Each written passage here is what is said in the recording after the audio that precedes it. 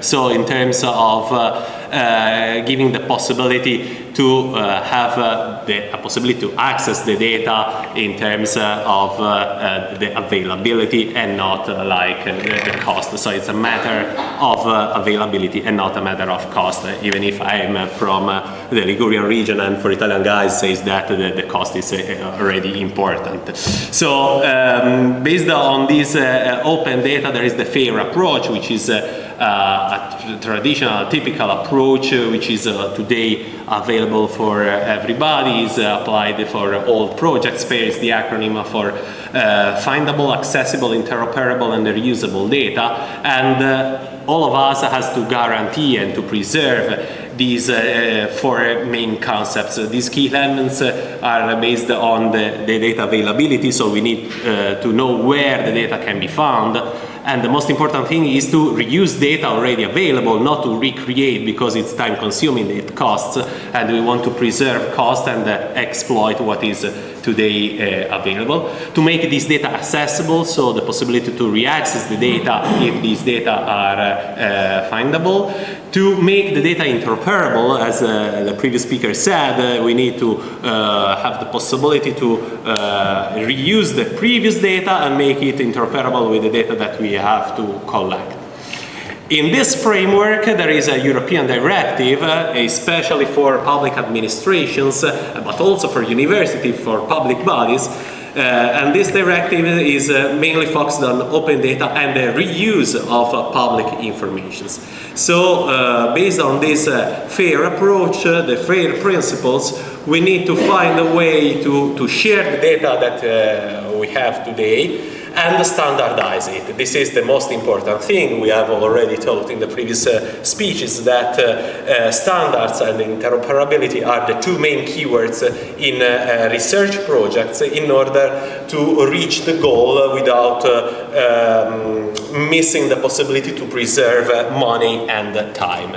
In this context, there is the European Open Science Clouds and the Data Act. The Data Act is a key pillar of the European data strategy, and it will make a significant contribution in the digital decade's objective of advancing digital transformation. This is a quite interesting act, which was made available at the beginning of this year, the 11th of January, and it will become applicable in the next year, in September 2025.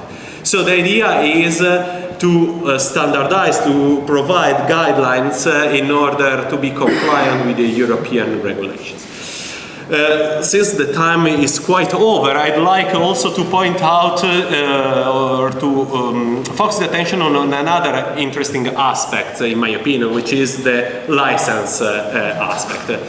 It means that every time we use data or we collect data, we say, okay, I've done it, this is my data, I can give you, but sometimes the license concept is missing or is not described properly.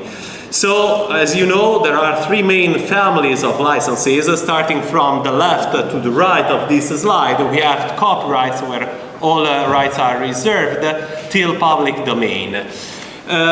From the academic point of view, we sometimes miss this type of license concept. And in my opinion, it's really important to emphasize this concept, to attach the license once we created the data, and to check what the license is if we use data that have been already collected by other partners. And in this context, it's also important the compatibility of the data and the compatibility of the license. Interoperability means to be able to use the data, but also have the possibility to access the data and to reuse the data. So there is a specific website, I stress you on the Creative Commons license that was the middle of these three pillars. The Creative Commons give us the chance to add some rights according to our ideas, our knowledge. And so once we have a data, if the license is not already added, I encourage you to add this type of detail, which is not a boundary condition, but is really a pillar, in order to make this data understandable for all of us, not only in terms of the data content, but of the data availability and what I can do with the data.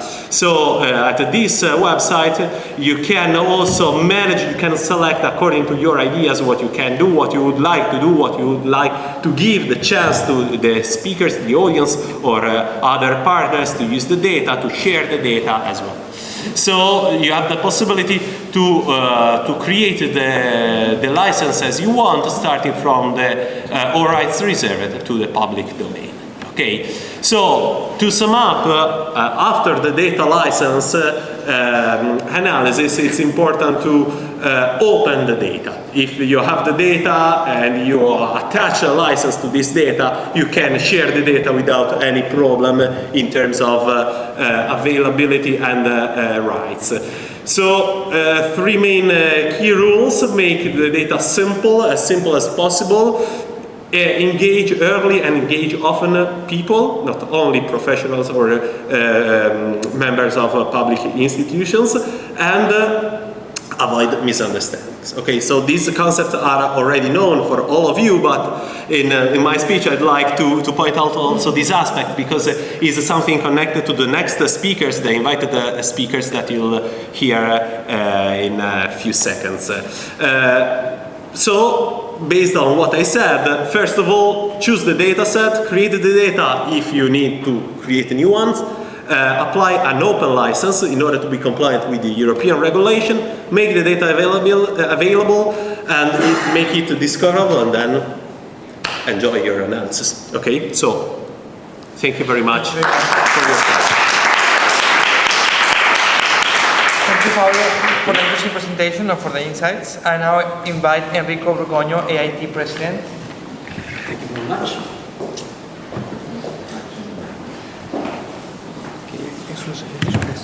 Okay. This one? Okay. The only one. Yeah. Okay. Thank you for this invitation. I'm here as a president of the Italian Society for Remote Sensing.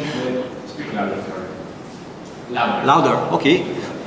So what I try to draft here is the role, expected role, and the actual role of remote sensing, in particular from very above, that means Earth observation satellites, for crime detection and supporting crime detection and management.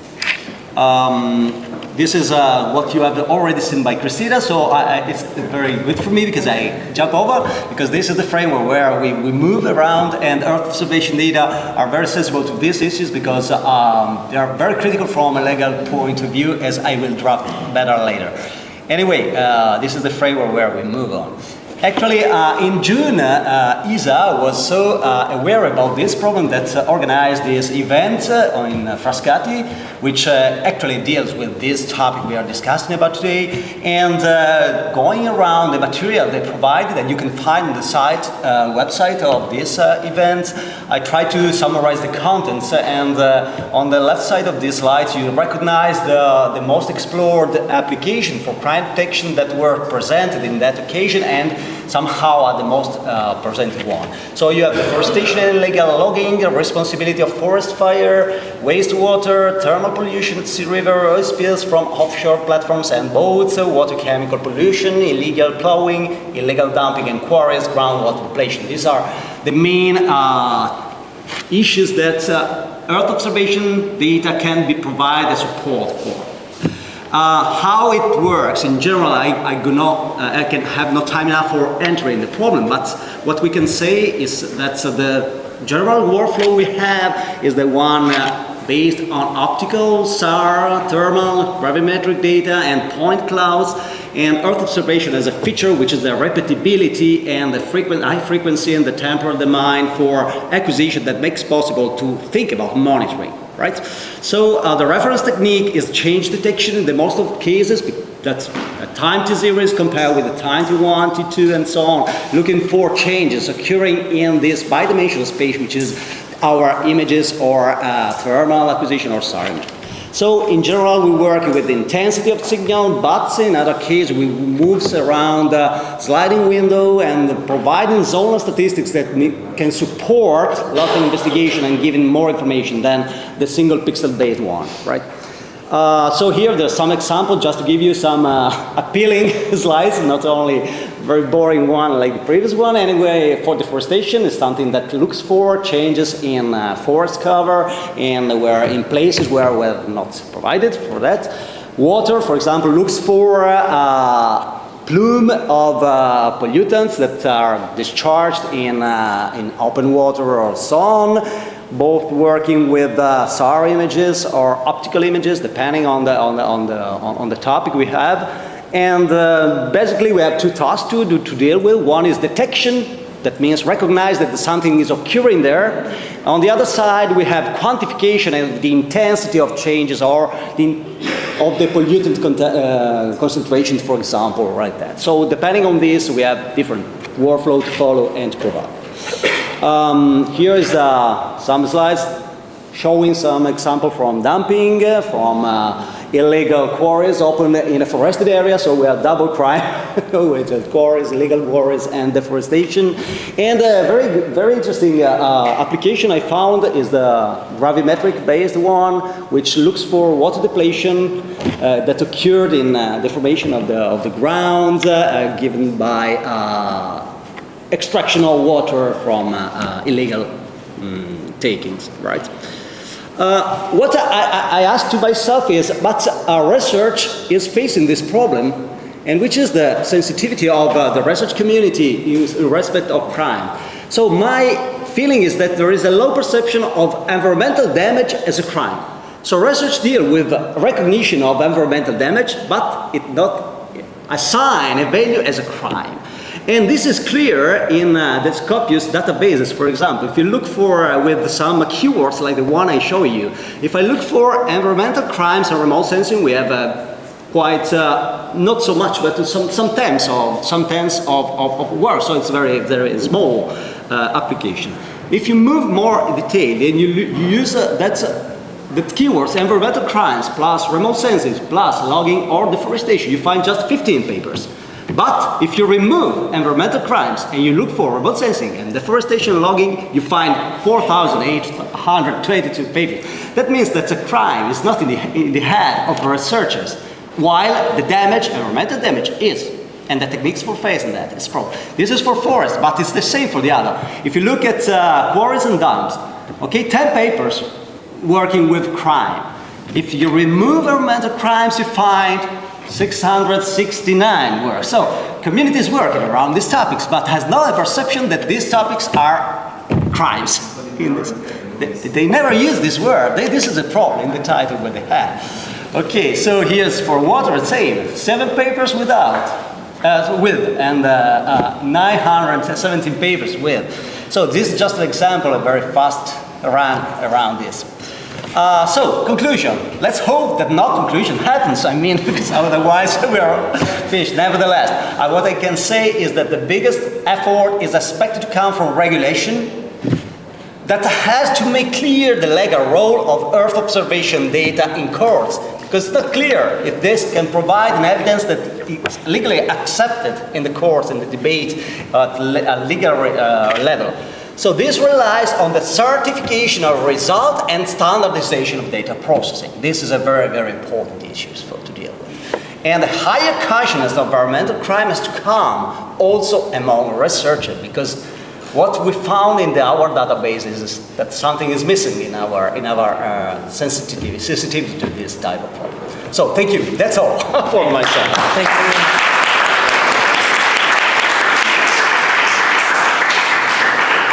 Thank you, Enrico. Okay, thank you for... Very interesting. We can get back to these keywords, to these conclusions next in the next round table. Now I invite Caterina Balletti from CIFET, please.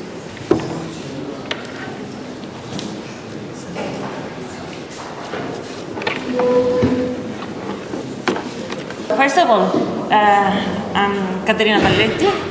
I'm here in the role of the president of the Italian Society of Photogrammetry and Topography, CIFET. which is one of the oldest scientific society in Italy. And just a few words about CIFET. It's a free association of association of different components. I mean that inside CIFET we have the university and academic component, let's say, and school component.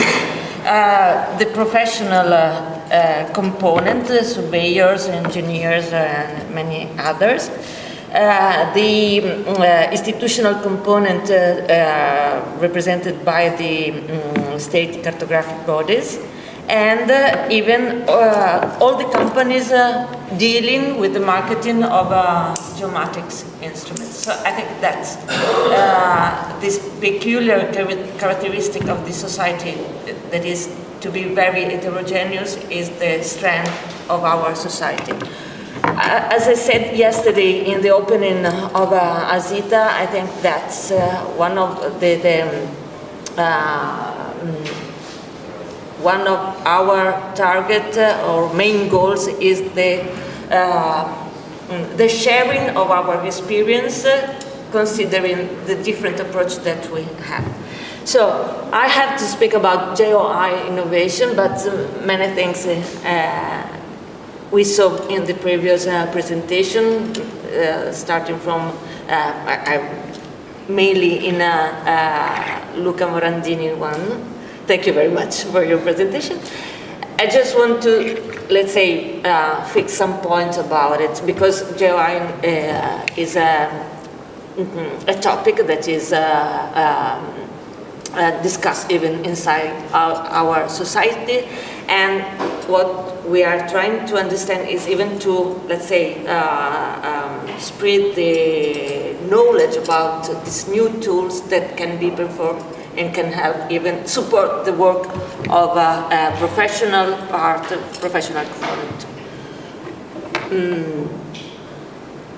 Let me just say a few words about which is the meaning of JOI.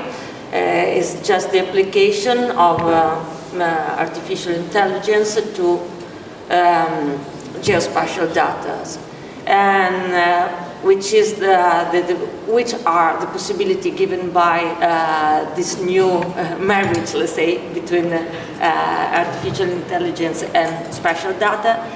I think that is mainly the possibility to analyze much more data. We work with a huge amount of data, as we saw, and we can create new maps, so new thematic maps, such as for supporting the detection in environmental crime. We can do simulation to forecast future scenarios, that is very important, to better understand which are the choice that we have to do for managing our territories. And by using machine learning and deep learning algorithms, much more deep learning, just because we are working with many data. So how can we collect these data? And this is the part of our geomatics approach. We have, there is an animation, I forgot it, sorry. Okay, at the end of the presentation, here. So, we have different technologies that today can be employed just to acquire geospatial data. We have let's say, there was an evolution in technologies, a very fast evolution, maybe, probably even in the last years.